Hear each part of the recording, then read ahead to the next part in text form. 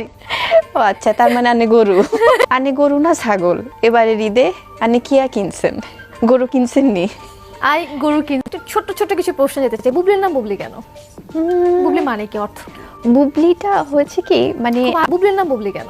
আমি খুব ইগনোর করতে পারি আপু। আচ্ছা, দূরে দূরে না একটা নাম তো। একদমই না।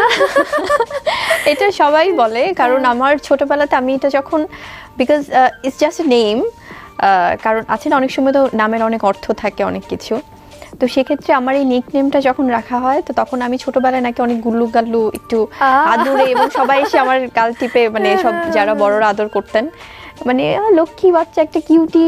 সো ওখান থেকে আস্তে আস্তে মানে বেবি বাবলি এই থেকে আসলে বুবলি হয়ে গেছে। বুবলি। আচ্ছা, তো বুবলির কোনো নেগেটিভ সাইড তো অবশ্যই আছে। আমাদের অনেক ভালো কাজের মধ্যে তো নেগেটিভ সাইড থাকে, যেটা আসলে আমি নিজে অপছন্দ করি, আমি খুব চাই চেঞ্জ করতে, কিন্তু পারি না। এমন কি দিক রয়েছে তোমার মনে হয়? আমার কাছে মনে হয় আসলে আমি খুব ইমোশনাল, মানে এটা হয় কি, ডেফিনেটলি আমাদের ইমোশন থাকবে, কিন্তু অনেক সময় মনে হয় যে আসলে এটা ইমোশনালি এই জিনিসটা না দেখে একটু প্র্যাকটিক্যালি দেখলে ভালো হতো।